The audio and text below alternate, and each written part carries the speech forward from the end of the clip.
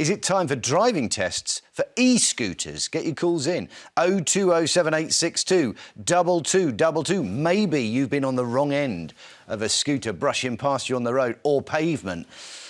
If there were tests introduced, those who use them could be forced to pass an exam, display licence plates, have insurance, under a proposed crackdown aimed at restoring order to the streets. Government ministers are also reportedly considering a minimum age for users and forcing manufacturers to limit their speed. Lizzie, you have an e-scooter. I do. This is not... I nearly brought it in. This is a private one. Would you have ridden it in? On those stilettos, definitely. I mean, the question is, if you can't take it on the road, because you can't... Oh, there I am. Where do you use it? Exactly. Where, can't. Where do you use it? You can't, on your drive? On my drive, on going the gravel. up and down, posy. That's a great scooter outfit, by the way. Yeah, great scooter outfit. Very, very sensible. Look, I've recently... I was just walking... I was just telling you, wasn't I? I was walking along, scooter came, barged my hand, trying to get the phone out of my hand. No one's going to grab my phone, by the way. And it was very frightening, actually. And I think they're actually a huge danger. They're a menace. And, you know, there are so many crimes. I think 20,000 crimes are on scooters through theft and driving. This is a huge rise we've seen in scooter-related crime, whatever that is. But, I mean, these aren't going to be people who sign up for licences that go through tests. They're criminals. That's not what they do, right? I'm curious to know if those crimes also include e-bikes as well, because they seem almost an extreme version of that and opportunistically a chance for criminals to snatch phones, etc. But being abroad, travelling in Europe, the whole e-scooter system actually works really well. You sign up to an app, you go on a scooter, you get to look at the sights and the sounds. The locals don't necessarily like them. So for that reason, I'm all for it. My concern is the reality of the crackdown. Who's going to be cracking down? The police don't have time to be unless they use Usain Bolt. Are they going to be catching these guys as soon as they go on the pavement, on the roads? Who's going to actually be facilitating that? And so for me, the idea is great, but the reality of it, it's just not going to happen. OK, well, listen, I want to hear from you. We're live on 5. Radzi and Lizzie are here with me. Don't forget, later on, do parents have a duty to help their kids buy a home? But now let's get back to whether we need driving tests for e-scooters. I'd love to hear your calls. We've got them coming in, loads coming in. David is in London. What do you reckon, David? Would a test be the answer? Because, as I was saying there, criminals are criminals, and therefore they're unlikely to play by those rules. What do you think? I absolutely agree with you there. Criminals are criminals. I've seen this many a time in my day job. People breaking the law on them. They've got no respect for the rules of the road. There is in place, because they are a mechanically propelled vehicle, you're supposed to have a minimum of a provisional licence and insurance anyway. David, you sound like you're speaking with a great deal of authority there. What is your day job? No, I'm a police officer. OK, brilliant. So, how serious is this activity that you're hearing about? What does it give criminals that they don't have when they have an e-scooter to hand? Well, it gives them the advantage of like, I can't remember the gentleman's name. Radzi? Yeah, Radzi. Made a very good point. They are enabling crime because obviously they can make off a lot quicker than anybody on foot. Police vehicles can't get the access to chase them, and they're not supposed to chase them. And obviously, I've seen the videos on YouTube, they actually commit crimes. Somebody damaged a police vehicle and made off, and when the police chased them down the road on foot, they just kept slowing down to torment them until the police officer gave up. So it's not just that. There is the other element of there are responsible people who have e-scooters. But you also need to know the rules of the law, like contravening a red traffic light. Not only is it dangerous for you, it's dangerous for other users. Yeah. OK. Going across, obviously, pedestrian crossings on pavements, undertaking. You should never undertake a vehicle, never. And obviously, these things are small.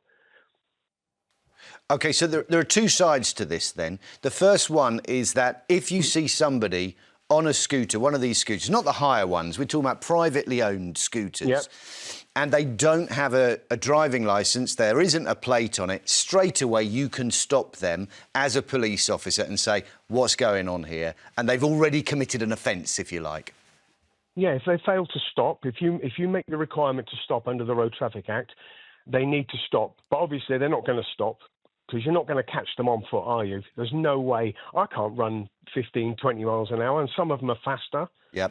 And if they have got things on them like knives or drugs, or they're just engaging in antisocial behaviour, they're not going to stop for you anyway because they know there's very little chance you're going to catch them. And they often wear balaclavas. They should wear helmets because if they come off one of them, it's like coming off a bike. Serious injury to themselves. And, you know, and like I said, a lot of people, they're sensible and they know the rules of the law. Like Lizzie said, she's got an e-scooter. I bet you she knows what she's doing on it. Well, I don't know about that, David, but you know what worries me, David? They're modifying these scooters. Some of them go up to 70 miles an hour. And I mean, they should have like flashing lights and, you know, a beeper. You know, they're so dangerous and they don't wear helmets, as you said, David. But it's an open invite for criminals because you can't catch them, as David said. OK, so David... Should have something to make the engine sound as well because obviously they're silent. They're stealthy, aren't they? And this is what we were talking about this. You remember, you know, if you were on holiday, you'd worry about a scooter coming up. Well, at least you could hear it coming. With these, you'd know nothing about until the last couple of seconds. Yeah, and where I live as well, there's kids zoom past you on the pavement and it literally, you don't know until they've passed you. OK, David, do you think making the test, making a driving licence part of the requirement for these, and then a licence plate, and then insurance on top, is that going to solve the problems you're talking about? No, as you rightly said before, criminals are criminals. And I know I've stopped and dealt with people who haven't had licences in cars, and they don't care. So why would they care about that? But I think it would help. It would help massively because if police see somebody on a scooter without any of that, it's straight away, let's get something in plan to try and stop this. Or the same way you would if you saw a car without plates, or then it's a red flag straight away. OK, I get your point. Yeah, absolutely. And saw a red car, if I saw a car without plates, I would instantly be making the requirement to stop. Gotcha. Yeah. Thanks for your call, David. Really informed, really good to know. Let's take another one. James is in Caerphilly. James, what do you reckon? A licence, a test before you get on one of these scooters, does it make sense? Yes, it's inevitable. It's carnage out there. It's a free-for-all. Carnage on the streets of Caerphilly? Yeah, and in Cardiff, here I go. And in Cardiff. Regular. OK, what are we talking about, though, James? Are we talking about the hire scooters? Because typically they do need you to put in your licence details before you're allowed on one in the first place. Or are you talking about private scooters? I'm sorry. But you can buy them. And I suggest to David in London, the policeman, that if we insisted on an insurance at the point of purchase, that might limit the injuries they potentially could do to the innocent pedestrians. OK. I mean, we don't insist upon that for a car even, do we, or a motorcycle at the moment. So that would be going over and above what we already have in place for other vehicles. But cars are not potentially the threat these things are. I'd say cars are, you know, in the wrong hands, guided weapons. They're guided missiles, aren't they? They can be very dangerous. Some responsibility, though, on the part of the people selling these, James. That's what you're saying. That's right. I really do believe that if we insisted on far more checks before you bought these things, then at least our policing authorities will stand a chance. So starting to look at them as essentially as potential weapons. Yeah. Radzi. It's really sad because if we go back to the pandemic, we were being encouraged to get on scooters because it was about trying to avoid being in each other's space. So don't go on the tube, don't go on the buses, try and use an e-scooter. But unfortunately, it's the few ruining it for the many once again. And interestingly...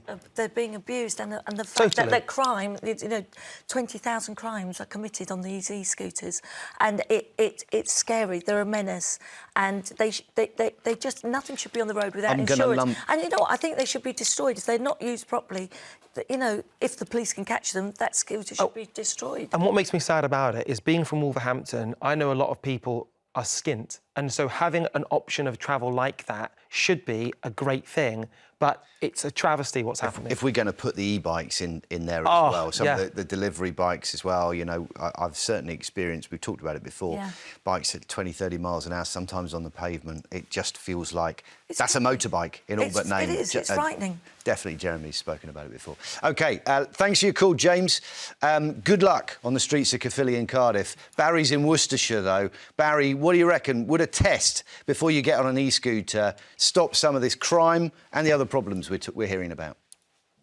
As the policeman said, it would certainly help. But your main problem here is, and I'm sure the policeman would agree with this, the judiciary system is totally unfit for purpose. What you've got at the moment is criminals acting freely, knowing that if they're caught and if they're brought before the courts, they will be given the proverbial rap on the knuckles. What happened the other day, Barry? Totally out of place. Well, I'll tell you what happened the other day is I saw a policeman pull his motorbike across the cycle area at a junction, 5 cyclists, and he said, I've seen you all go through red lights. I've been following you. If you do it again, we'll take your bikes away from you. And I've never heard that before. I didn't even know that was an option. What about that? Summary justice. If you're breaking the law, if you're going too fast on one of these things, that gets taken away from you and it doesn't get given back. I agree immediately. That's completely right. I'm a cyclist myself, have been for many years, and I'm disgusted with the amount of cyclists that do not abide by the rules of the road. They should have a number plate, they should have insurance, they must wear protective clothing, and they should pay a road fee. It's as simple as that. And it used to be the case. I'm old enough to remember when you could buy a strap-on petrol addition to your bicycle and you'd got a motorised cycle. And they were licensed, they were taxed, and you had insurance, and you had a number plate. So for all those who say, no, it can't be done, it had been done back in the 50s and the 60s. I had several. OK, so is that the formula then, Barry? If it takes you faster than your own legs can carry you, it needs to be insured, licensed, and you need to understand the rules of the road, a test? Absolutely, 100%, but you need the backup of the courts to enforce it. In most cases, the police are trying to do a very good job with their hands tied behind their back.